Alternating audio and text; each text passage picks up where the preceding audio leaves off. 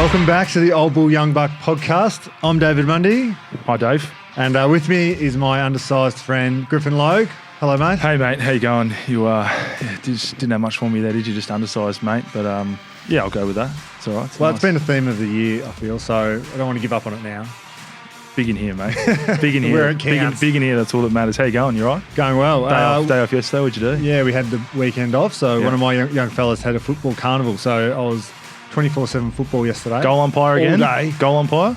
I did actually, yeah. I was goal umpire and backline coach for a couple of the games, so that's an interesting mix. There was a few touched on the lines. 20 goals scored against, or with you as backline coach, you wouldn't have a defensive bloody bone in your body, would you? We don't keep score, mate. It's all about fun under sevens. So did you win? It was good. Yeah, we did. Yeah, thought so. Yeah.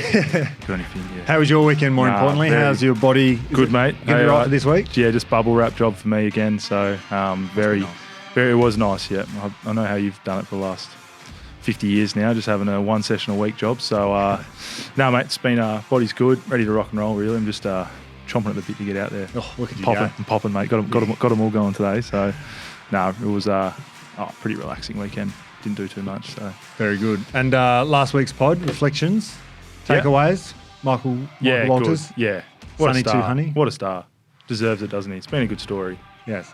And to see where he is now, and the amount of feedback I got from just my mate saying, geez, he's just a good bloke. He's a good fella. Just in general. And I think everyone is across that. He's just a nice family man and happens to be good at footy as well. He's quite good at it, Pretty handy. And a big shout out to the Freo media team. They put out a little video clip. This is Monday. One just got released today, yeah. They just showed it in the team meeting as well. Did you put that?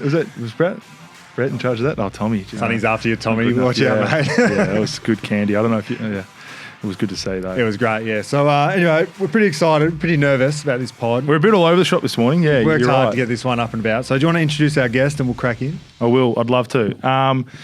So someone that is famous not only to the world, but WA, and certainly a massive fan of Freo, and we're more than privileged to have him in our corner. And, I'm a little bit all over the shop now. But anyway, drum roll, please. Tim Minchin, thanks for coming in. Hi. Thank you. I'm nervous. It's quite nerve-wracking. This must be my first ever sports-based piece of media I've ever done. That's all right. Pretty sporty guy, obviously. But, You're a natural athlete from what we've been told, mate. Yeah, exactly. That's what everyone says. How you going anyway? What are you up to? You're obviously in Perth for a bit now. Yeah, in Perth doing some stuff, talking to you guys. Yeah. I don't know, why did this come about? Was I talking to you on the Insta? Yeah, a little while ago. Yeah, a bit of chat. And I think you said, you should do the pod. You're probably like joking. And I'm like, I booked a flight immediately. Yeah. No, big fan of the pod. And loved last week. Sonny. Yeah, we do know Sonny's a big man in your heart, which we'll touch on a bit later. But we obviously got the price right and we got the big man down. So, mate, it's a privilege, obviously, to have you. And I'm ready to get stuck in. I'm fascinated to explore where the Fremantle love and passion started and how it kind of came to be. Yeah, well, we're a footy. Well, I was a hockey player. Like my family, my brother and sisters were serious hockey players. I played sport every 5 times a week through till I was 25 or something. So, but my granddad played for Essendon and in the 48 drawn grand final and the 49 win, and West Perth premiership in 51. He played for like 5 years and just like played in ticked it all off. Played in 10 finals or something. And my mum was an absolute tragic. I talk a bit more. She's written a card to Barra. She's very sad you're retiring and very angry. She doesn't. She was literally sort of going, "Should I come?" And I'm like, I don't know, maybe. I should have brought her. Should have brought her. She's a legend. And where's my card? Your card? Card, yeah, she actually handed it to me, said, "Tell Griff I really like him too." Yeah, I said, a mental card. That means more. I'll tell Griff when he retires, he'll get a card. Beautiful. Although my mum's pretty sick actually, and she's holding on with medical science, and I think actually what's keeping her alive is you guys winning. So. No, I don't want to add extra pressure, but if you guys don't win the premiership, it will probably kill my mum. So don't.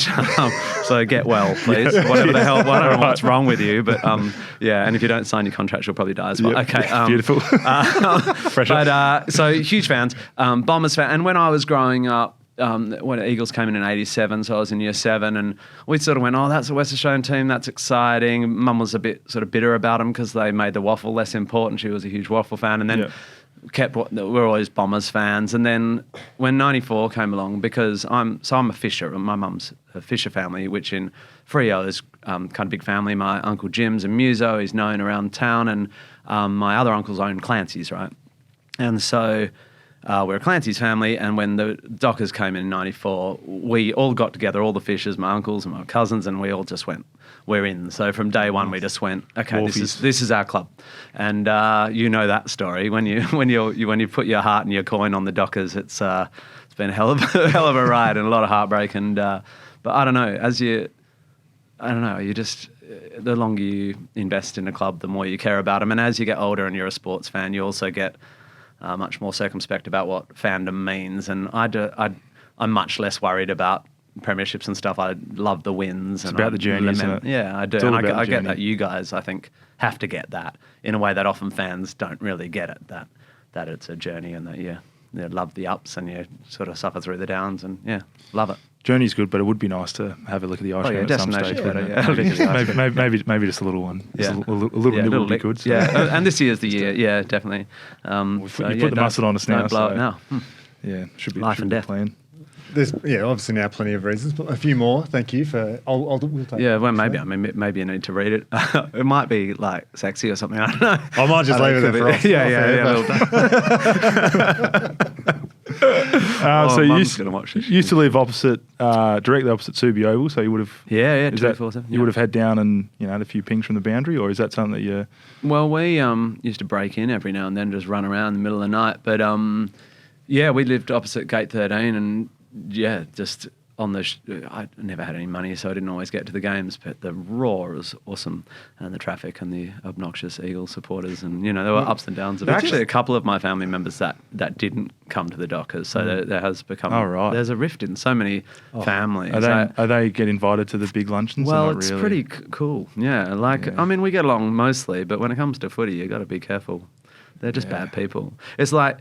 You can literally just go, these are the people in my family who are clearly not as good people.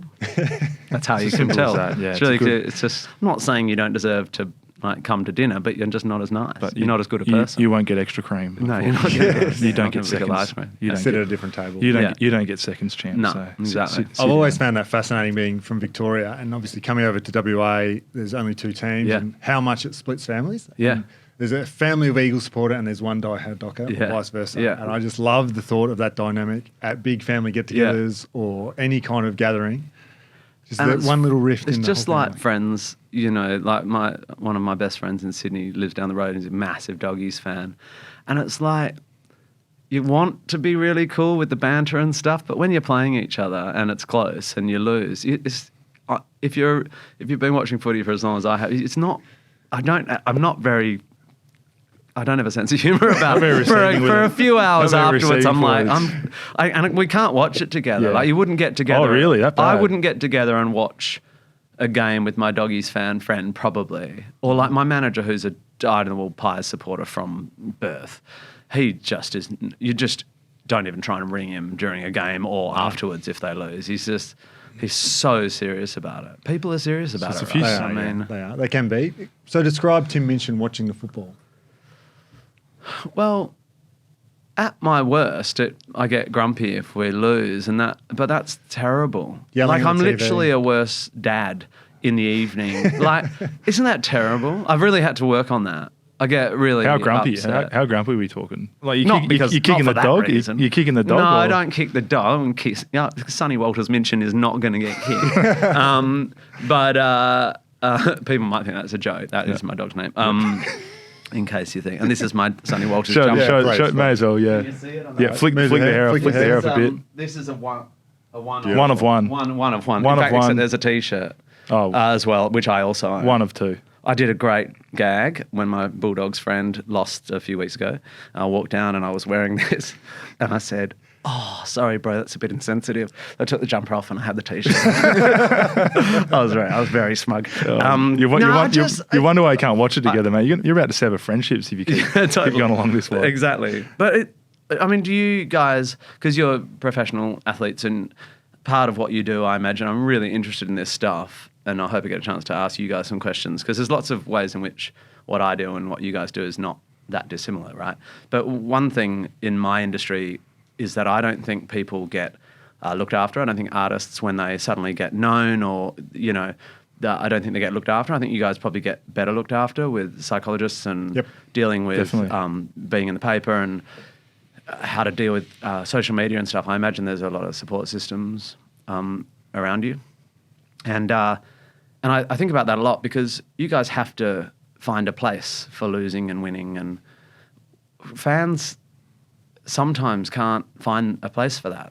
And I wonder if before you were in it and supported by psychologists and the narrative of the journey and all that, do you have the experience of being a fan of a team and as a teenager or whatever and just it ruining your Definitely. week? Yeah. I think so. Looking back at it now, I'd think back and go, what was I thinking? This is actually a pretty tough game. I remember I was a diehard St Kilda supporter. So and you'd be like, you'd be a Mondays expert and all that. Yeah, literally, pretty much. Growing up, didn't like it. Footy was pretty big, and it was actually just happened to be a Saints supporter, and not many people else in my family were. And it was during the grand final where it just happened. I just remember critiquing it, going this is just ridiculous. These blokes don't even want to win. And now I look back at it and just go, you idiot! It's a pretty tough game. Looking back on it. So I shouldn't, but I read the comments under some of the Dockers posts and stuff, and I despair about social media, and it's a very big part of my industry, and obviously I've done some things in my career that have been contentious and have dealt with unbelievable backlash, abuse and death threats, and not to mention, Andrew Bolt columns galore and that sort of thing, but I'll never say that man's name out loud, but don't give him attention, and because of that, I guess I've had to find a place for it, but I still find, and I get it, because even though I'm a very lucky guy, I have a career I love and a family, and I'm not a footy player myself, but I love the game. But I know how emotionally invested people get. But to read these comments, these people who are meant to be fans of the club, just saying this simplistic, reductive, you get some funny ones on there. You can only just laugh at it though. You have to laugh really? at it. You're just really? You think if you'd just done that, it would have even the industry simplifies in hindsight the complexities of this game. Even the real Mondays experts, the after the game dudes on the couch, and they all have this. I'm very interested in psychology. They don't seem to notice how much they seek patterns to explain what happened, which might not actually, they kicked down the middle too much and therefore they lost. It's like, well, they kicked down the middle, but there's probably 17 other things you don't understand, including just which way the ball bounced in 3 random points in the game that you're just not taking into account. I think we're really good at going, we can explain this now. We've seen the highlights package. It's just... It's the old saying, it's easy from the sofa, isn't it? Yeah. Well, I would say I would combat this conversation with that's one side of the coin. I think social media and the connection that we get with the fans, from my experience, particularly in the last couple of weeks, it's been overwhelming. The cards that are written don't come through very often anymore, but the social media contact that we have with fans who are genuinely invested in our journey and in where the club and the player has been and is going, I think is a really positive side. That's a really good note, actually, Dave, because I get caught on the negative, but that's exactly right. I actually think the culture around this club this year, the sense of the types of, the type of fandom and JL's vibe and, having this gentle energy as the senior player and even Moose and there's just so much gentleness, and it's just not like the 80s and 90s where, everyone was sort of thuggish. And I'm very proud to be a Dockers supporter because of how... so you're right. It's very easy. Keep in mind that you're a pretty hard man to hate, Barrow. It would be pretty hard to find some bad stuff about you, to be honest. Supporters. I mean, even 400-game player, family man, never kind of put a foot wrong. I mean, you wouldn't have too many DMs of getting sprayed already. Still got a few weeks to go. Not yet, anyway. So I'll be waiting for the day because I'll be the first one to point it out as well. But until that day comes, you should be safe in your DMs anyway. Thanks, man. I appreciate it. No worries. I'll screen your ones anyway. Yeah, cheers. So over the journey, who have been some of your absolute favourite Fremantle players to sit down and not abuse on the couch? Yeah. I mean, I love small forwards, and I just love the sneaky players, obviously the Wiz and even Ballas and just...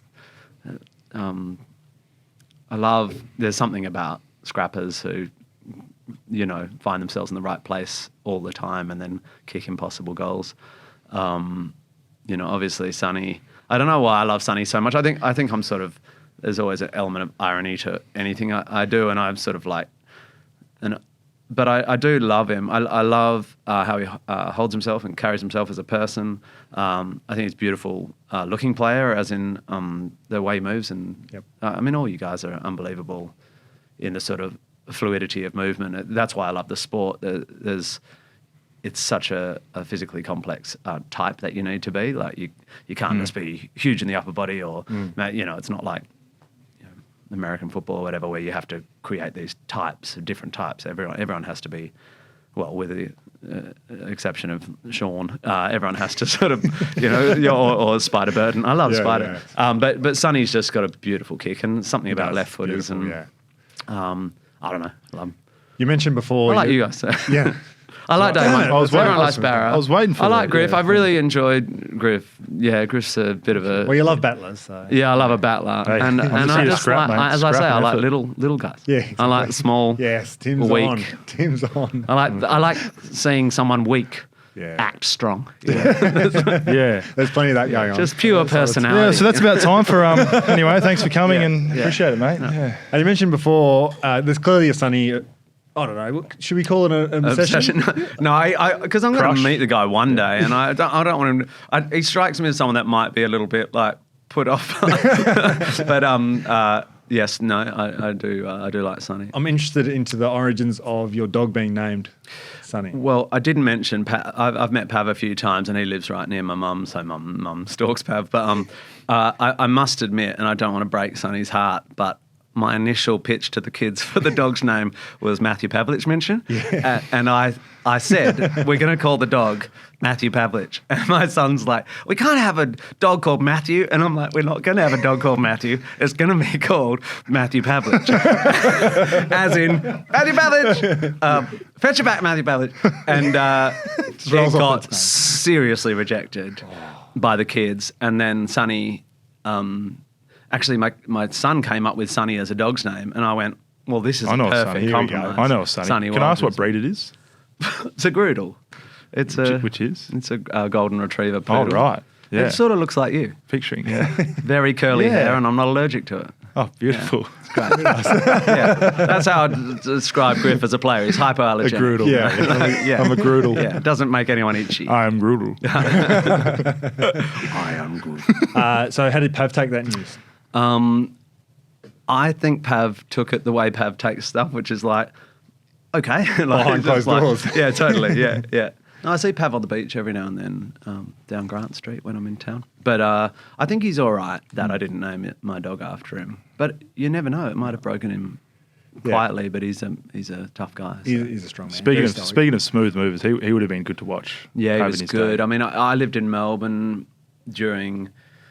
God, I'm trying to remember.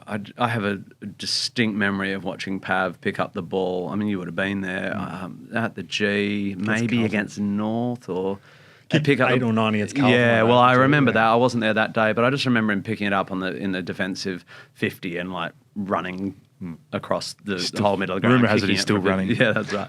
And he was an incredible player. And it's always hard with those guys as a lover of the club to think Pav spent his whole career and didn't win a flag, but you have to find a place for that too, don't you? As a professional athlete. Which was your favourite iteration of Matthew Pavlich, the fullback getting boxed by Michael Gardner, the midfielder doing everything, or the forward kicking goals? I think I liked him as a forward. I mean, it was always great. He's like Griffin Logan. He'd play anyway.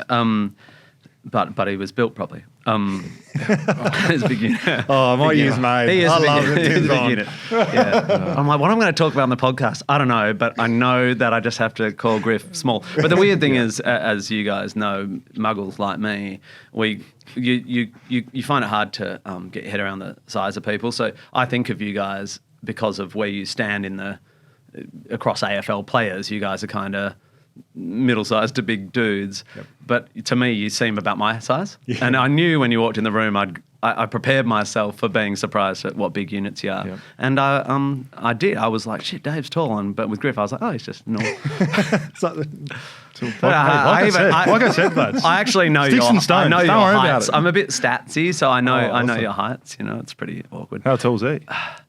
Well, the trouble is I don't know who's who. I know one of you is 192, one of you is 193. I think he might be shorter. No, he's 1 centimetre taller. You're right. He's definitely older though. Yeah, a lot definitely. older. Oh, a little bit. Pav.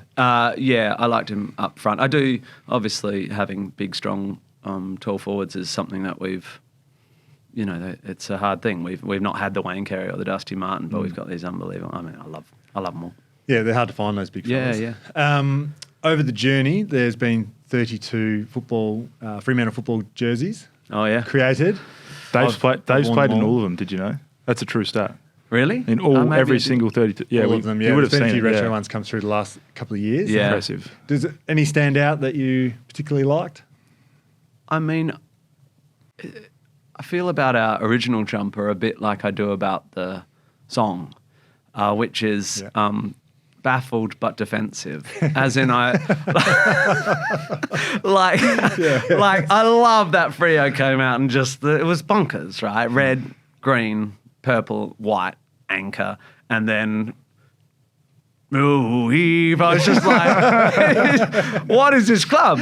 And I was just, I love it. And I mean, people are so mean about our song and people come up to me, you should rewrite the club song. And I'm like, never. I love the song. I love it. I love it because it's of the time and of the place, and it's trying to capture that. It's got character, isn't it? Yeah, It's got a lot of you character. guys, Unique. if I'm honest, you rush through it, but all you mob rush through your team songs. It's pathetic. As but, you do. Well, you can come in and try and harmonise for us. Yeah, or- that's right. I'll be like, yo. In the middle. Here we go, boys. It's quite aggressive too. It's like we're going to smash you. We're going to beat you up, as opposed to the old. We are very gentlemanly. It's quite good. It's a brutal sport. We got to G ourselves up some way, don't we? Yeah. Kev Parker's shout out thing's good. I like that at the ground. The 3/4 time one. Yeah, the free. That's thing, good. it's I guess we on. You're a bit stiff. I was there the day that was launched. Actually, You're a bit I stiff saw not it. to be asked to actually do that yourself. Man, Ooh, I hang on. think. I think. yeah. Bit of a hesitation there. I would ask question. Kev. I think Kev's a. I've opened the can of worms here. He's a rock star and he's a producer. You don't want me to do you. I'd probably, if you were getting someone to actually rewrite the team song, you'd get me. But if you want a massive big rock out, you get Kev. Yeah. And before the game, we have the guy in the electric up on top of the stand. Yeah. How would you go if you're up there? Piano With a up there, piano. maybe? Yeah. Swing. Just the keys. Just the keyboard. Football needs more swing. I'll do a little samba. I think, I don't know. I feel like it's a bit lonely up there. I mean, it looks cool. It's like the Dorfmeister on, what's the Mad Max? You know, Mad the Max, guy the one to the right. I mean, it reminds me of that. It's pretty good. Yeah, I like that, though. It's a good vibe. I like the rock and roll thing, the kind of AC/DC, the Bon Scott connection and Freo. And I like it. It's a rock and roll club. With the Rollers, with the Rockers. The Rollers and the The Rockers. mighty Freo Dockers. Mighty Look out. Freo Dockers. Yeah, maybe we should sing it in full, really slowly right now. Like in tempo, with a backing track. Let's do it. Dave, you got the start. backing track ready to go? Yeah. So anyway, we've touched on Pav, a great of the club, and you obviously watched a fair bit of him. But are there any? Dave's obviously, as we see in the card, set to retire, and at the end of the year, something that sticks out for you. Any reflections, kind of watching on? Well, I have to slightly admit something here. I left Perth 20 years ago, and I have lived overseas for 12 years. So I just sort of need to say that I lost touch. So I just don't want to. I'm not a great historian of the club because I lost 10 years where I was just getting stuff in the morning, you know. Like, but I mean, Barra's an extraordinary player, and there are lots of players like this. I feel like Drizzy's this sort of player as well, where their athleticism is sort of confusing. Like they move like they've got more time. Confusing is one of the many words to describe Drizzy. Yeah. If we can sum it up there. Yeah, mad Irishman. And Fife was like that when he came in. You're like, why has that person got so much time? And the weird thing about Dave is that usually goes away as you get older, and that it's very odd. And I don't know how you explain that. Was it last season that you were sort of like the best player in the league. I mean, you're still always, but you just had this incredible season. Was it 2 years ago? Last year was his best career. Best season to date. And just, I mean, that's just luck, isn't it? To have a body that survives it. Yep. I mean, as in biomechanical luck that you were born with it, and also luck that you happen not to get your shoulder popped out or your knee smashed in. Yeah, I think that's what I love. There's something incredibly beautiful about those players who don't look like they're built like machines or robots like Pav or Buddy or something, but they're like, it's amazing. It's beautiful to watch, and I think you're a complete wuss to be retiring, actually. I think you're fine. You're moving well. I don't know what your problem is. Fletcher went to 40 and 420 games? Oh, still going, I think. No, 400 on the dot. 400. Oh, 400 on the dot. Oh, no, Harvey was 420. Harvey 420. How old was he when he retired? I don't know. He started as he was a like a brick, though. Yeah, right. Yeah. When was your debut? I was 19 when I... 19. So I think you should keep playing. I mean, I think this is the podcast where I talk Dave into playing again. And in fact, I've got 2 contracts. You Sign idiots. Sign the papers. Yeah, that's why I came. I'm actually an agent of the agent. It's been brought in by Peter Bell. So why are you retiring? Yeah. There are a few reasons. I feel like the club's in a really great spot, and we just got so many young guys who are just demanding oxygen. Yeah. That by me sticking around, I'm robbing them of that. You've been thieving it for a bit, haven't you? Yeah. Oxygen thief. Yeah. There's no doubt that's how we see you, as a sort of oxygen thief. thief. Yeah. As long as we're on the same page. I've done the heavy lifting. It's about time young fellas did some, so that'd be Yeah. nice. Yeah. And I've got a life to live outside of Yeah. being a player, so I'm really excited for it. And now you're a podcaster, and this is your media training. Exactly. Yeah. The best thing I got from your description then was describing that Barra just doesn't have a good rig. No, That's all. he doesn't Basically, you he talk doesn't about look like an athlete. blokes being put together by like robots, stacked up, layer upon layer. Yeah, and, like models, like Adonises. Yeah. Somehow, not really unable to stay on the park as much, but they still look good compared to I don't know where they play. compared to the mayors of Mudtown with the mud It's guts. not the worst compliment I've ever received. I think Pav mentioned when I passed his games record. He's a bit bitter that week as well. Yeah, pretty angry. He actually described me as being not very good at anything, but kind of good at a lot of other things. That's my career. That's literally my career. I think it's been a beautiful career. It's hard to watch someone retire when you feel like they've got gas left in the tank, but I saw Rick Charlesworth yesterday, actually. Are you too young to know? I think I'm Rick too young. Charlesworth? So Rick was like the best yeah. hockey player in the world, and also played state cricket, and very interesting dude, and a doctor and a politician, like super high achiever. Anything else, or just those? We'll just cut it there. No, well, he coached my sister in the under-16 girls state hockey team. But I always remember him retiring when he decided that he wasn't the right captain for Australia anymore, and he just stopped playing at I don't know what it was, younger than you. And I've always remembered that as a sort of there's a great deal of pride in going, I know I'm going to call it. I'm going to take control of my destiny, and it's my decision. So in seriousness, I think it's very good, but it's really annoying as well. Yeah, thank you. Yeah. Fair enough. You mentioned, obviously, you watched a few kind of footy shows and stuff. Now everyone kind of rewatches the game and such. But when you're kind of travelling abroad and you're living abroad, is it something that you kind of...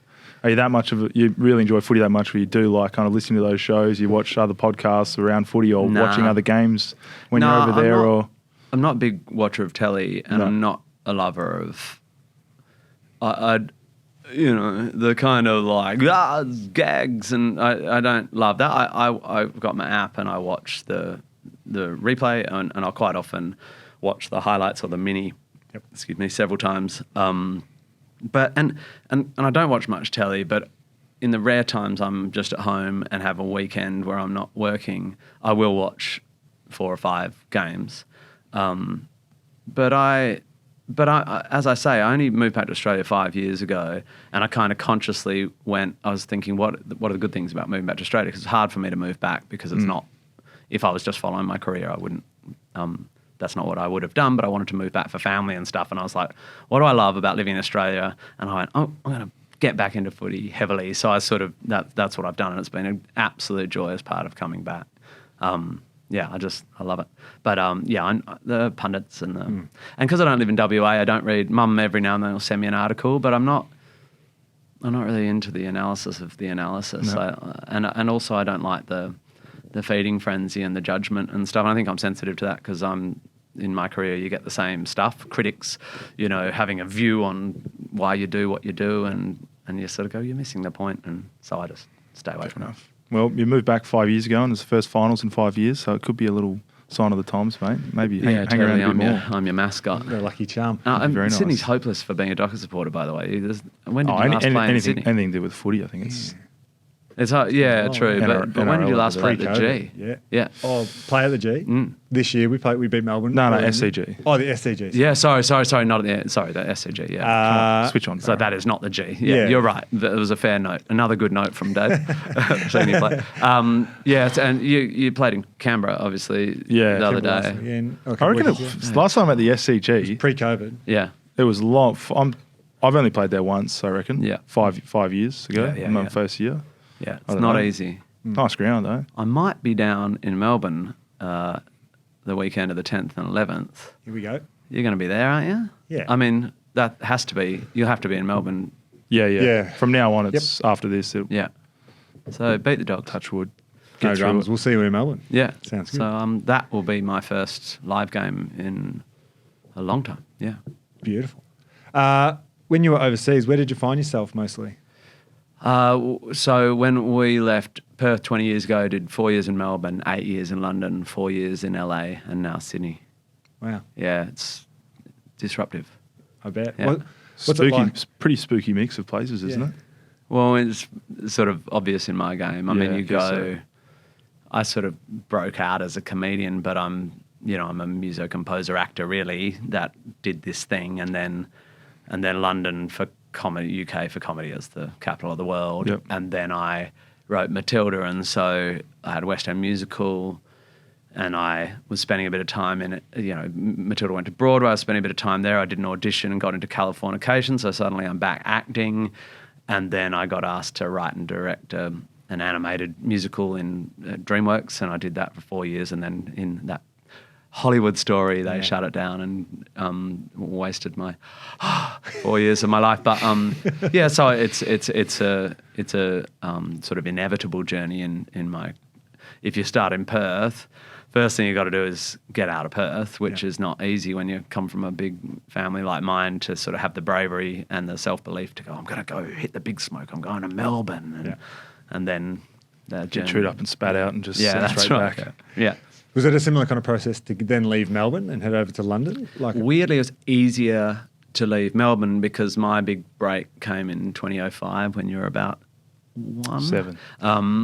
I went to the Edinburgh Fringe Festival, and having been doing this sort of, dark satirical cabaret thing I ended up doing, lots of people in Australia were sort of interested-ish. ABC would go, maybe you can do a bit on a show, but you take something new and unique to the Edinburgh Fringe, if you land in the right place at the right time with something different, which I didn't know I was going to, but I did, then within a month I had the best comedy manager in the UK, a DVD deal with Universal, a touring company who wanted to tour me, and I literally said to this woman who wanted to be my agent, I said, if I move my wife, and who was trying to get pregnant at the time and was pregnant by the time we moved, am I going to survive? Because we were struggling to pay rent, And she said, yes.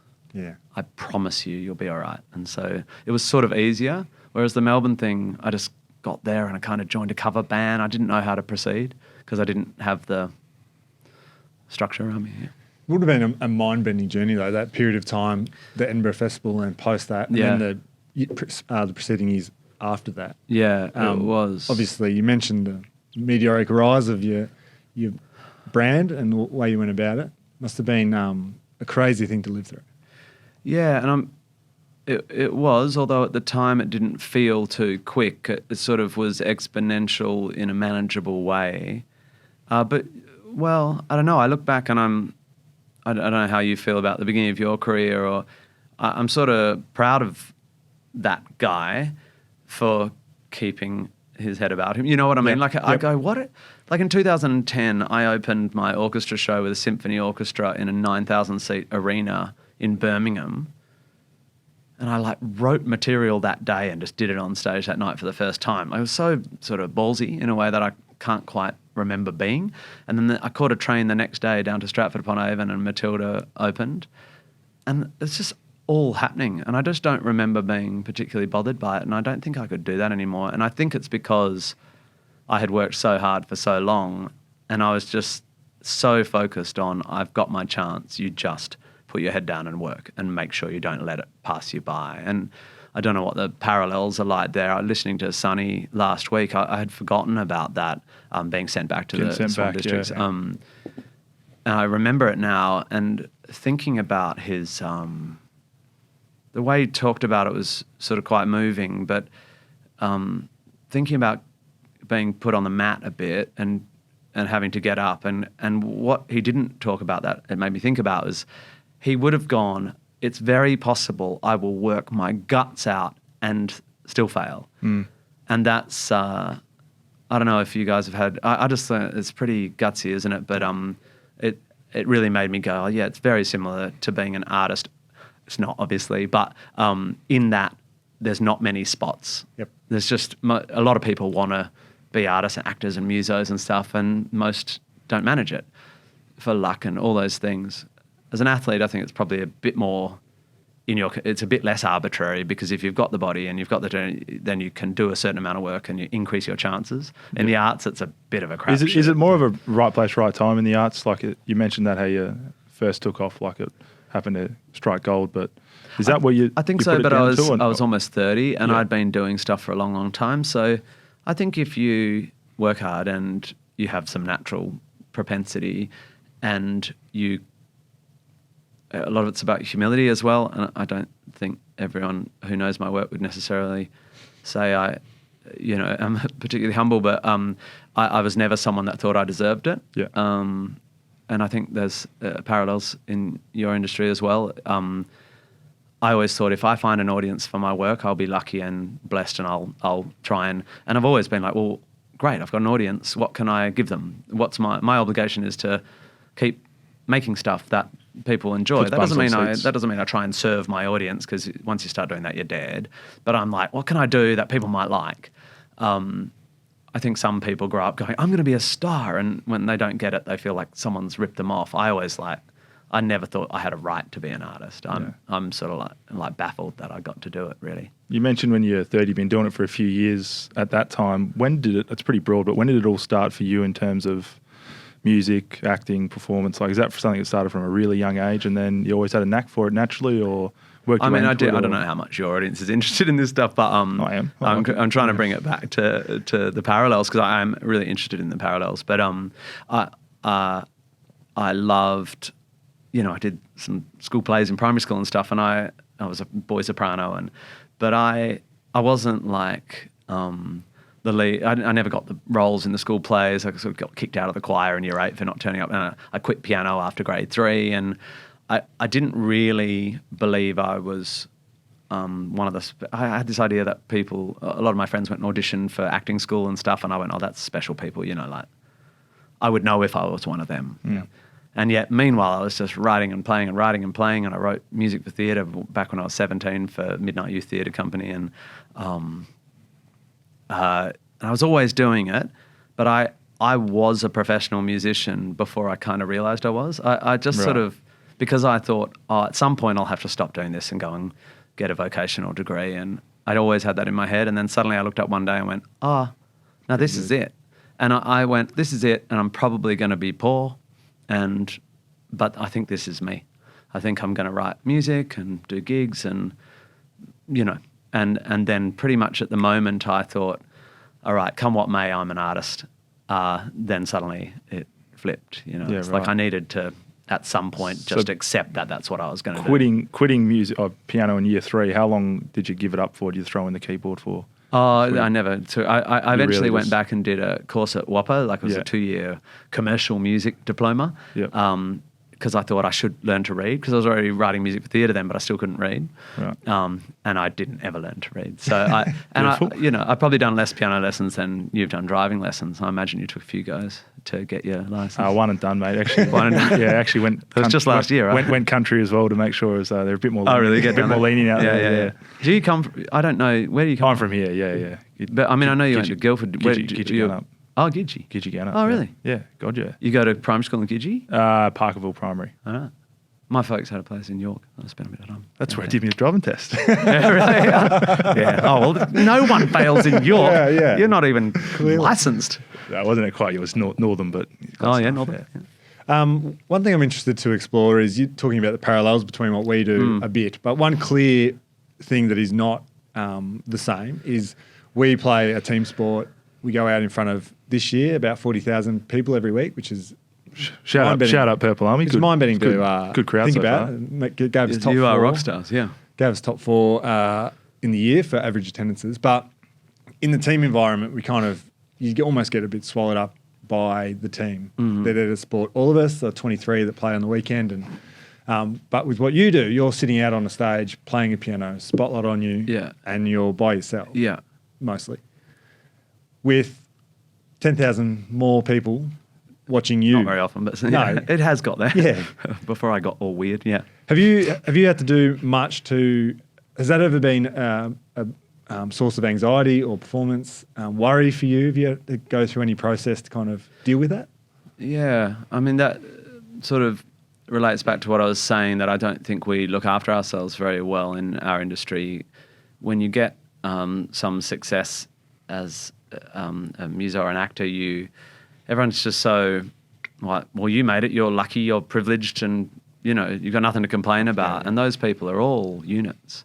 And I've been very aware of that, and I've made decisions to limit it. So I've made good decisions. I'm quite nerdy. I'm pretty straight. I'm married to Sarah and I got together when we were 17, and I never take any drugs or anything, and I love my running, and I've got a balanced life. I love sport, and I'm not typical. I'm also super book nerdy, and I'm not a rock star, and it's why my material is ironic and satirical and self-reflective and stuff, because I'm not, Keith Richards. But I think it's been mostly I feel great. Sometimes I think Sarah, if she were here, would say that I am a slightly different person on the lead up to like going on tour with a new show or whatever. There's no doubt. It doesn't feel like anxiety to me. It feels like anger. I get like cross that I'm crap. Like I go, oh, this is terrible. God, it's stupid. People are going to hate this. It's sort of this weird thing. It's not like, oh no, I hope they like me. It's like, Tim, you're shit. So it's a weird thing. But I've done it for long enough now that I can recognise that voice as a fraud. I do think about you guys in Perth. I mean, you can't walk down the street. I've managed to sidestep it a bit. Like when I was getting to that point in England where I couldn't walk down the street, I jumped and went behind the camera and went and directed in LA. And I've always run away from where I was getting known. So coming back to Sydney was interesting because I definitely was coming back to a place where people knew me. For the first time, I was like, all right, everyone's clocking me. Yeah. I think about that with you guys because you're not the center of attention, and you don't get paid like, American basketball players or even like, someone like me. You sort of, you've got quite a lot of the bad stuff of fame without necessarily all the good stuff. Do you see it like that? Yep. Yeah. Yep. It's like being a person reading the news, right? It's obviously not. But I always think about those guys, like everyone growing up in Perth, if you're the Rick Arden or remember, Mark Schwartz, everybody knows your face, but you just read the news. Yeah. You don't get to stand up in front of 10,000 people or, go to, it's just, you get so, how do you go? Yeah, it's interesting you mentioned. You feel good, don't you? Yeah. You feel good being known. Definitely. But it's also to a point, weird.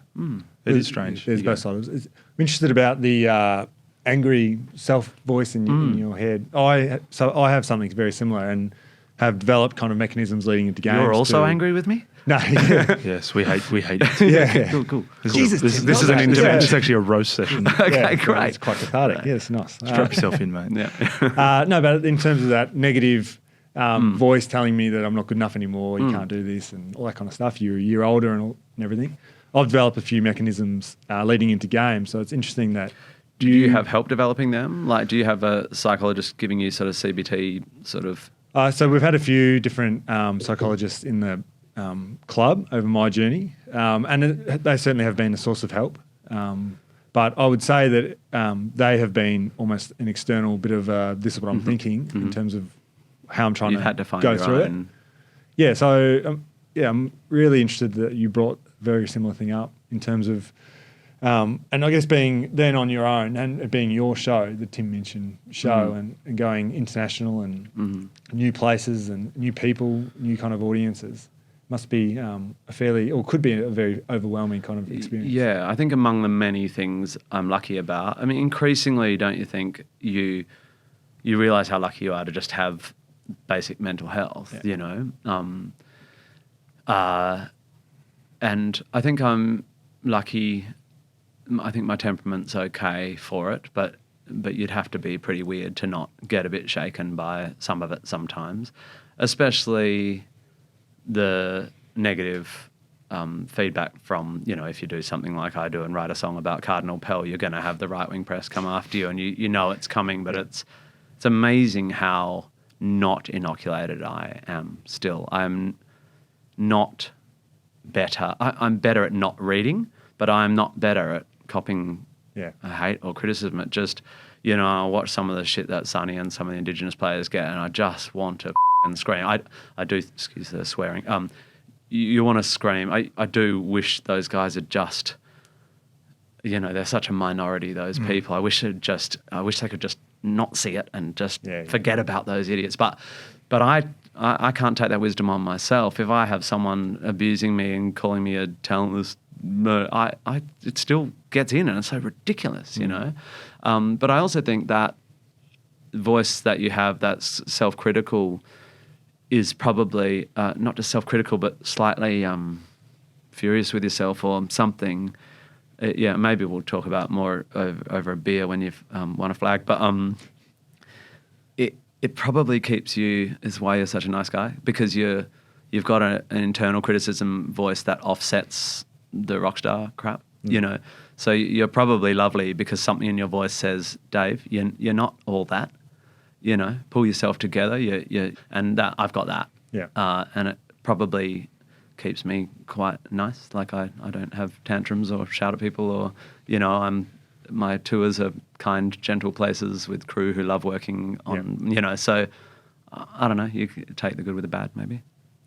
Whereas Griff has no self-doubt at all. No care here. Never as good, never as bad. Sometimes I'm good, sometimes I suck. But I think looking from afar, it's one thing that certainly when I heard Dave's press conference, and that was the thing that he said that he struggled with a bit. Well, not struggle, but he said that you had that self-doubt, and hearing it from yourself and you're having that anger. When someone like me is a fan of both yourself and Dave, it's hard to imagine that you guys have that kind of doubt in yourself just because of how impressive you both are. I don't want to blow smoke up your ass, but I'm happy to do it to you. I'll take the smoke. Because you're a gun. Both the smokes. Straight up. But anyway, it is, thanks for both those insights, and just you've always got the Logie Bear in your corner, boys. So I do appreciate it. I do think also that increasingly, and it's something I try to teach my kids. My daughter struggles a bit. She's on the autism spectrum, and you know, it's an interesting time to be a kid, and I try to give them a lot more empathy than perhaps kids would have got 40 years ago, because that's how we parent these days, but also try to give them a lot of resilience. And one of the lessons I try to teach them is just because something feels bad, you don't necessarily have to desperately try and fix everything so that your life is perfect. There is discomfort in the human condition, in achieving big things, in friendships and families. There are, you know, all this idea that you should discard any toxic relationships and you should, you know, be your most, it's messy. Sometimes you're anxious, sometimes you're sad. If you try and fix all that stuff, you're going to go mad. It's just sit with the discomfort, work hard, be kind to people around you, and it will feel better in a few days. Like, you don't have to fix it. So it might feel like that voice is something broken about you, but not compared to my granddad and him and his peers who came back from the war and played footy. They got, and they just, I don't think we should all sit with our discomfort as much as that generation did, but there's a bit of resilience still to be aimed for, I think. Very nice. Definitely. That one hit the feels a bit. That was nice. I like that. It's like you're right in Griff's feels. Yeah. And he loves that. I do like it. It's good. I do like it. We'll quickly go into a section called Quick Hands. I love it.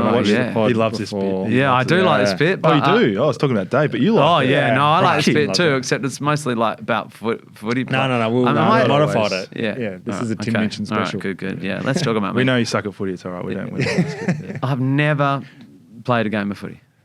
With all my family heritage and stuff. Yeah, right. We're just hockey players.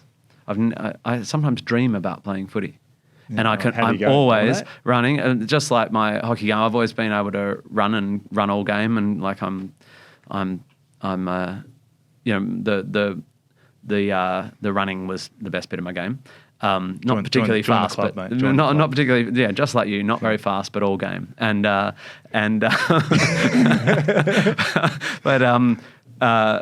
I sometimes dream that I've been.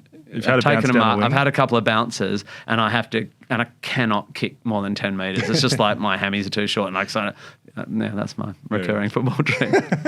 Well, yeah. That was one of the questions, so we'll tick that one off. The recurring football dream. All right, let's get into it. What would your last meal on earth be?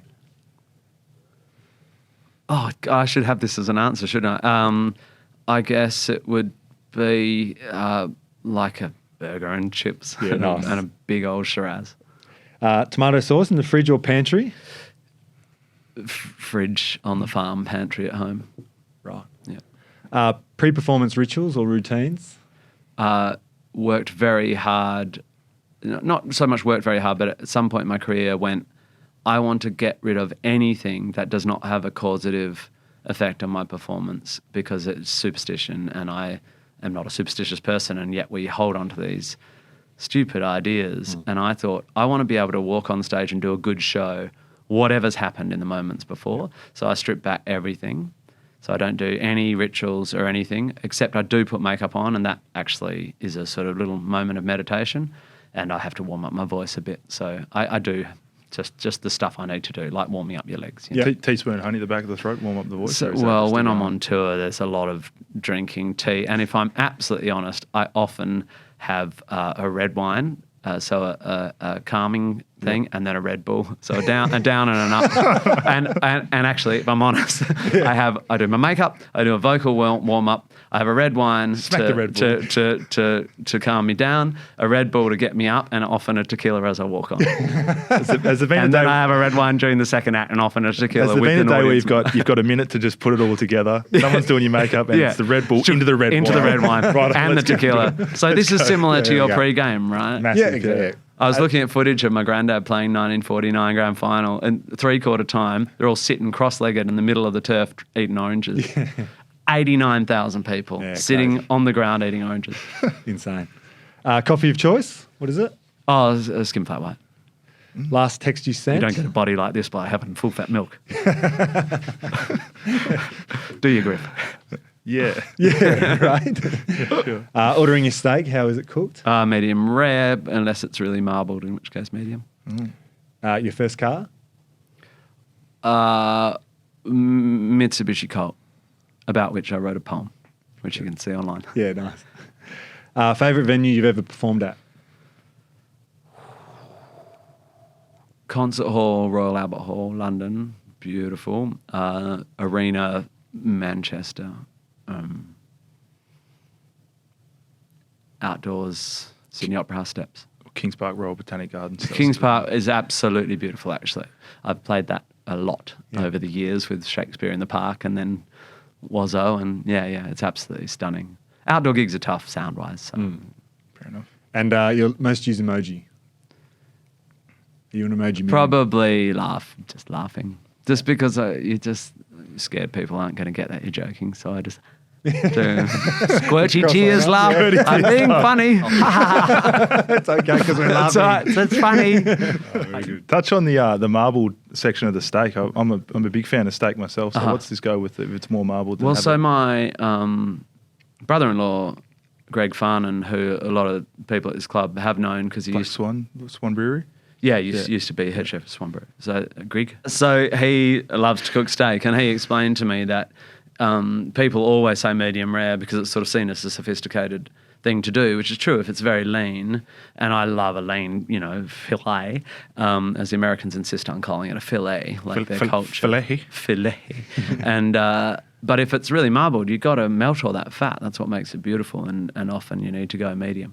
I tend, this is very wanky, but I tend to go, if I'm in somewhere nice and they say, how do you like steak cooked? I say, however the chef wants to cook it, as long as it's not blue. Right. I don't reckon that's wanky, is it? Not for you. Yeah. Put Not the in ball, your realm. Put the ball in their court. Yeah, totally, yeah. So go on then. Yeah, make it as good as you, Give it to me the way you would eat it. And then some French dude who just puts it on your plate completely raw, and you're like, no, not like you'd eat it. Cheers, mate. The other one was putting the sauce in the fridge on the farm, but pantry at home. Did I get that order right? Yep. Yeah. Where's the farm for you? The farm.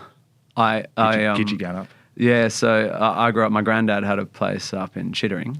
Beautiful. And my dad, when my granddad died and divided that place up, my dad planted a bunch of sandalwood in York, actually, native sandalwood, which is a parasite, so you've got to plant host trees. It's a total pain. So they were both surgeons, my granddad and my dad, but they were, they liked to build a fence or a shed or whatever. And so when I got back to Australia, I sort of thought, wouldn't it be amazing to have a bit of... Anyway, I've got some 12 acres of trees down in the Southern Highlands of New South Wales. Beautiful. I'm just trying to rewild it. It's taken over by lantana and like native tobacco and all this stuff that shouldn't be there. So I'm just chipping away at getting it back to... but it's rainforest, basically. Yeah, it's right. a microclimate down in Kangaroo Valley. It's amazing. So, the sauce lives in the fridge because we might not be there for a couple of weeks. And you don't want some ants going, sauce. You know how ants are. Ants love those bloody They love ants. the sauce. They love the sauce. Bloody ants. Don't get us started. Don't get us started on ants. Yeah, I don't know how much you use tomato sauce at home these days, though, because if I get a saucy roll, I'll get the sauce with it. And you just use a little squeeze. Very rarely are you going to have a sausage roll at home. It's an on-the-road thing, right? Yeah, takeaway job. Eat it at home. Yeah. I've done that a few times. Do you get frozen pies, keep them in the freezer? No. Or is your body fresh. a temple? No. Don't worry, I eat pies. I eat pies are the best of them, but they're fresh. Yeah. Not the 4 and 20 frozen job when halftime of footy. Do you but- eat pies? Occasionally, you've got young kids, so there's a lot of tomato sauce yeah. at our place. Yeah, you got 3 kids? Yeah. That's a lot of kids. It's good fun, Yeah. now, we've been tiptoeing around this topic all podcast so far, but Oh my God, I didn't know we... No, there's a topic coming up. We've talked discussed about in ants. depth. Oh. Yeah. Your hockey prowess Oh, right. growing up. Oh, yeah. We've uncovered a few stories. Do you want to tell us about your Oh, hockey no, I career wasn't before very we launch good. in? I wasn't very good. I got to seconds kind of thing. But I had good stick skills and bad vision. Probably actually because I didn't quite realise I had short sight and I wasn't ahead of that. Yeah. So I was pretty handy. You're a good runner, though. A stubborn runner. Like I'm not very good at giving up, which is probably it's a lucky thing to have if you've got that. It's a transferable trait. Yeah, transferable trait, exactly. Oh, nice. But I didn't have great vision, and I was a striker, and I didn't really get many goals. Right. I was pretty good. I'd be handy gunning it down the wing and Taking a few bounces. assist. Yeah, a few bounces. I would have been involved in a lot of assists if the stats were recorded in the kind of threes, mostly in the threes. But then I moved to Melbourne and I wanted to keep playing, so I joined a club in Kew and did the pre-season and then week 2, got into a good team, and week 2 I went, I've got a job, I have to go back to WA to do a tour or whatever, and I just felt like I was letting everyone down all the time. So you did leave the team down. I did, and the other thing that happened is I with that team, I think I was only there for 1 season and barely played, and I played a game against Doncaster or someone a bit with a bit of an agricultural attitude, and I was sort of playing threes or something, and it's that thing where you're not as good as you were, and early in the game, some guy hit, and I was always very worried about my hands.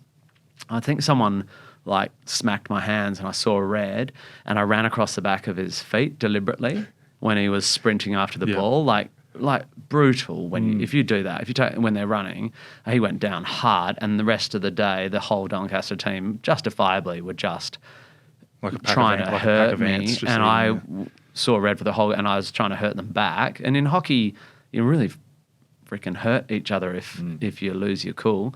And I got off the field and I went, I hate them. I hate myself. That was awful. And I went, I'm going to stop playing. And don't get me started on those bloody ants again. So I retired when I went, I've lost what is beautiful about, I'm not being a good team member. It's not classy. It wasn't classy. Pretty similar to Dave then. Retired. Yeah, that's right. Retired at the top. At the top of your game. Yeah, so. Hang your head and walk away. See you later. Yeah. But you've mentioned a few times run all day. You're athletically gifted in the running sense. I think you said that earlier. I'm all right for a 47-year-old. Was there any? Obviously, the training and preseason for hockey is quite demanding. It's a running game. Yeah. Any memories from that in particular that stand out in terms of a good competition with a bit of camaraderie attached to it? I don't know. I mean, I think I still hold the record at Modernians for the beep test. What was it? I don't know. I looked back on it. I thought there might have been something wrong with the beep. It seemed too good for where I was at the time, because I was a bit sort of fat and hairy at that stage. Maybe you're just in the zone, mate. But did someone tell you that? That I have the beep test record at the Modernians Hockey Club. Yep. Who'd you get that from? Well, we've got a few here. Another one is that you would love to go on long runs, and there was a particular man that couldn't beat you and was filthy. Oh, who was that? At mods or at subs? Or no idea where it would have been. So they would go head-to-head on long runs that they did in pre-seasons, and Reedy couldn't beat him. Oh, really pissed him off. Nick Reid, yeah, he didn't like that. Yeah, I always I did in the first COVID year, I had done a little bit of training for the Sydney City to Surf, and it got cancelled. But I did. This is a slightly self-serving story. I did with this sort of running group. I just sort of joined them and did like 2 sessions with them, and a lot of blokes, and they'd look more like people. I don't look like an athlete just because of my hair and my beard, and people don't expect artists to be. I'm not an athlete, but they don't expect artists to be. I've been running distance since I was 15. Like, I just love it. I never do competitions. I just run. And so we did this. We did the City to Surf trail, basically the same distance. And I beat all these blokey blokes, and by a bit. And they were just. They kind of were like, wow, mate, that's great. But it was slightly like, what deep down. Yeah. Who invited this? Who, like, they're boom and bust guys and they work really hard, and they just, and they don't get that there's something if you've just never stopped. Like, I've been heavier and I've been lighter and stuff, but I just have always for years gone, I wonder where my 10K's at, and was always trying to stay around 4 minutes, and now it's more like 4.5. But before Christmas, I was getting back down towards like 4:10s, and then I got COVID and my lungs went bust for 3 months, and so I'm crawling back. But I don't think I need to. I keep saying to myself, I want to run for the rest of my life. My brother keeps going, slow down. My brother runs really good distance and cycles and stuff. And he's like, you've got to slow down, because if you want to run till you're 70, you've got to go slow and long, right? And I go, yeah, definitely. And then I get going, and I've got my run on, and I'm like, I'm running 4:45s. I wonder if I could get that down. And then suddenly I'm back, like, trying to push myself. It's stupid. And so 10Ks is, if you're going out for a run, it's 10K. Yeah, well, I'm going to go with an old mate who's a very good hockey player, the Savo. I'll try and I think he's down shorter distances, but no, I run. I've got like a 6 that I do, and an 8 that I do, and a 10 that I do, and I've got my beachside 10 in Sydney. It's all very hilly, so that's like the times are never good. And then I've got counts as 15, a hilly 10. Yeah, totally. And then I go to Centennial Park and go, right, let's see where my times are at. But it's all. I mean, I'm not a very good runner, but I do love it. It's a huge part of how I've stayed back to our earlier conversation about pressure and self-criticism and public derision and all that. Without my running, I don't know, or at least without getting my heart rate up and doing something, I think I'd have gone mad several times over. Yeah. I'm not sure you can run 4:30-minute Ks for 10 Ks and say I'm not a good runner. That's right, isn't it? It's good that's effort. very good. Yeah. Yeah, I do love it, and it's an amazing thing. You go, I'm going to run whatever pace, and you go for 2Ks. I can't keep that up, and you just can. I mean, with a base, but it's so much. You just don't stop. Just lean forward and don't fall down. Just lean forward and don't fall down. It's one foot off the other as well. It's all it really takes. You should be a coach. That's well, amazing. I should coach him because this bloke comes back from his pre-seasons. Everyone would think that he's, this perfect gifted athlete, but he just doesn't run, mustn't run in the off season. Always just back of the queue for everything. He's super old though. Yeah, didn't you hear the advice? Yeah, Slow start and slow. Slow and long. Yeah, yeah. Fair enough. Slow and long. Yeah, but I did say to Pav, I talked to Pav a bit on the Insta, and we've several times gone, let's go for a run, but I haven't done it. I'm a bit scared. Right. I bet he can still move. You'd smack it, mate. The big fella. You got him Big covered. unit. Yeah, he was actually because he's a big man. Pat. Yeah, he's big. But he was always really surprisingly good at running because he holds a lot of mass everywhere. He's a massive unit. Yeah. But he could always move pretty well, Pav. So. Yeah, I'm going to wait till his knees go, and they'll go. Yeah. They will go. And wait when till- they go, I'll go for a run with him. Hey, mate. I'm here, ready for a run. You ready? You ready? Yeah. So this year as well, we've been reflecting on this chat, obviously, gearing ourselves up for it, and we both feel we've had an addition to the club this year, and we feel like you two, you and Bob Murphy, are cut from the same cloth. Have you seen Bob. much of Bob? I'm very interested in. He's an interesting cat, right? I mean, he looks a lot like Ben Mendelsohn, but he's an interesting dude. And I did think when he came to the club, I'd like to meet him. Once I've met Barra and Griff, of course, tick off the big cats. Interesting guy. Yeah, very interesting. I think he's been good for the club. Been Absolutely. fantastic. Yeah. Very, very similar. I reckon you'd. I really think I get along very well. Yeah, I talk a lot in various speeches and stuff that people ask me to talk about stuff for some reason. They shouldn't because I talk too much. But I've talked a lot about false dichotomies. How culturally we go. You're an artist or you're a scientist, and they don't really overlap. And you're a sporto or you're an arty type. You're a jock or a theatre kid, and it's just all bollocks. And I do think that maybe Bob and something about the Dockers culture and even the energy of JL is like, it feels like as a club, but it's also just time, 2022, it's not 1992, is that there's a sense that you guys are encouraged to be thoughtful and more well-rounded and not buffheads and obviously all the amazing LGBT stuff and Indigenous round and stuff. It just feels like these false binaries of like, we're jocks and we do this is all being broken down, and Bob feels like a bit of an avatar for that. Is that right? Yeah, I think that's well put. It's a pretty good summary for a bloke you've never met, mate. Comes across the TV very well. Yeah. You've done that very well. And I guess while we're on the theme of connecting traits of you to traits of people in the football club, there was another one that popped up that reminded me of this man, actually. There was a 2004 semi-nude album cover photo taken. Really? Was that your idea? I don't know. I mean, I've been nude in a lot of stuff. It's almost like everything I do, all like someone sent me a screenshot of a full frontal shot in Secret River. I'm very nude in Californication. Yeah, nudity's been big in my career. I mean, honestly, if you've got it, Flaunt it. Yeah, totally. Couldn't agree more. Yeah. Well, this man. I like walked around- that. Sonny wants to be a fireman, and I think Griff said you just want to do the calendar. And I'm like, totally. Everyone wants that. Why wouldn't you? The Purple Army want Sonny in a fireman calendar. I think they deserve it as well. They don't deserve it. Yeah. They've earned it. Yeah. Well, Yeah. Sonny, if you're listening, get it out, mate. You don't have to be a fireman to do a calendar. Sounds like Yeah. oh, I lost. Sorry, We mate. just made Barra blush. No. Well, I don't know. Why are you blushing at something? I don't know what you just thought about then. Oh. You just went a bit swoony. I'm just thinking about Sonny like laying across a fire truck. That's what I thought you were. Sure you were. Mate. Anyway, so what's next for you, mate? You're obviously over here, but so what big shows upcoming concerts? Yeah, I Matilda, is that helped the- write and acted in a show called Upright, which is people should watch because it's actually I'm not always proud of my work, but I'm pretty proud of that show, and I'm just involved in the editing of season 2 of Upright. So that's been huge this year with COVID, trying to make telly. I mean, trying to run a football league, but trying to make telly in the last couple of years, trying to do anything artistic. Yeah.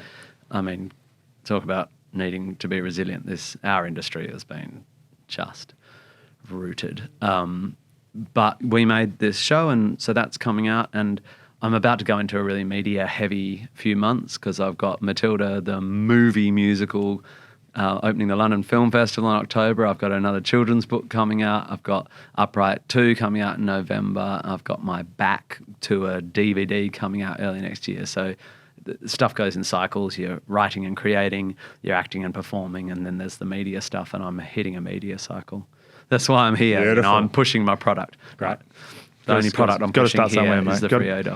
Got to start somewhere, so that's good. But other thing I just wanted to ask was we talked about how we're excited to kind of get you on, and saying that we've looked up to everyone looks up to different people, and I've looked up to Dave as a footy player. But who's someone in your kind of industry that you look up to and think they're all scumbags? They're all scumbags. So. Okay, next question. Yeah, no, I get asked about my influences a lot, and I think the reason my career's turned out quite interesting is I sort of didn't go, I want to be that guy. I'm like, I love listening to the Beatles and the Kinks, so I'm, Ben Folds, but also I like, film, and I didn't have someone I aspired to, which might be why I sort of do my own thing, is what I mean. Yeah.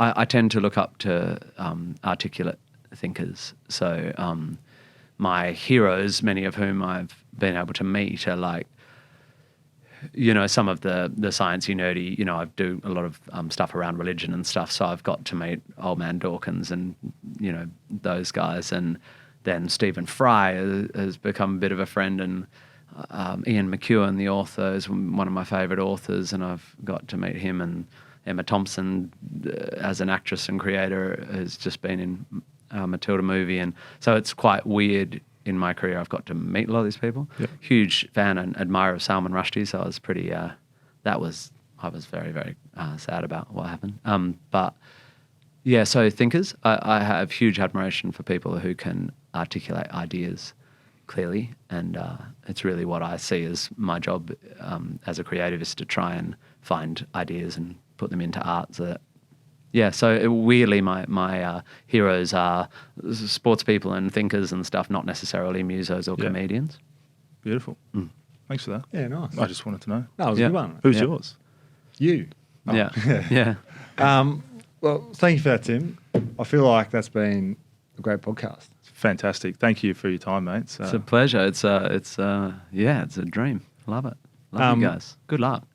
As we mentioned earlier, this has been quite a bit of a run-in to get this organised. So thank you for coming over to Perth, especially for this. It's been, I think, a great start to our week, leading into our first final in a number of years. So definitely, massive game. You excited, Griff? First final? I am very excited, yeah. Haven't played. What? Yeah, and you're going to get out in the park? Yeah. No, I'll be ready to rock and roll for sure. How are the bigs? How are the big boys going? We like to say with Griff, he's available for selection. Yeah, totally. Yeah. Funny. Yeah. Pick on the little guy. If Switter or someone goes down, you're there to fill that small man role. Yeah. Yeah. Or Collier. Pressure. Yeah. It's exciting. I can't wait. I mean, it's going to touch hell of a list. We've been very lucky with the injury front this year. We've had a really healthy list, which has led to a good Peel season as well, our affiliate club. Do you reckon the injuries across the AFL have been less in the last year? Yeah, I'd say so. Maybe it feels like that. What's specifically changed? This year? I'd say. I feel like that too. There's been. Touching whatever this is. You said you weren't superstitious. Yeah, exactly. Red Bull, red wine. Red wine, red ball. Touch wood. Now we go. Less ACLs and less twisting injuries, and I don't know. Maybe it's just data clumping and it's just coincidence. I don't know. Maybe everyone getting COVID has made them more resilient. Yeah, because it doesn't feel like the game's softer. It's hectic. It's faster. It's crazy. It's a faster game. In all my years in the game, mate, 6 years, it's just gotten faster and faster. It's so exciting to watch. It's actually beautiful to watch. Now, I was trying to work out what changed, like that stand rule. How could that lower injuries? I was thinking maybe if there's less lateral movement, but it just I don't know how to explain it. But I definitely feel like there's been. The data will be out there. But it's been a good year for us anyway. By us, I mean my club. our club. Us. Our club. Yeah, absolutely. The Rollers and the Rockers. The Rollers and the Rockers. The mighty Yeah. Free Dockers. Particularly the years we've had over the last couple of years, we've been at the other end of that spectrum. With, Yeah, a lot of guys injured. Yeah. And You're also young, so maybe youth helps. I mean, Most. sorry, I'm looking at the wrong what are you person. looking at me for? On average, you're young. This is the amazing thing about maths. You know, you can have a massive outlier like Dave and still be young on average. How good. Yeah. Imagine that average when I walk out the door. Yeah, that's right. It's going to be Plummet. Yeah, that's right. Catastrophe. Yeah. All right. Well, thank you for coming on, Tim. Absolute pleasure. Thanks for having Thank me. you, Mama Minchin. I'll read Yeah, that. that's Roz. read it She's, by myself. She Roz. loves you, Roz, Roz. and she sends her love to you. And she's you know, this club and the fandom. It's awesome, and you forget that there are people who've been watching footy obsessively since 1958. You know, and it's really cool. Absolutely. Thanks again. Bloody oath, yep. Thanks again. Get Bye. down Saturday, big game. Can't wait. I'll see you in Melbourne next week. Done. That's the plan. I'll come and give an inspirational speech. Awesome. When you're Bring eating the piano. oranges. Bring the keyboard. I'll sing it. Yeah. Thanks again, guys, and like and Cheers, guys. subscribe.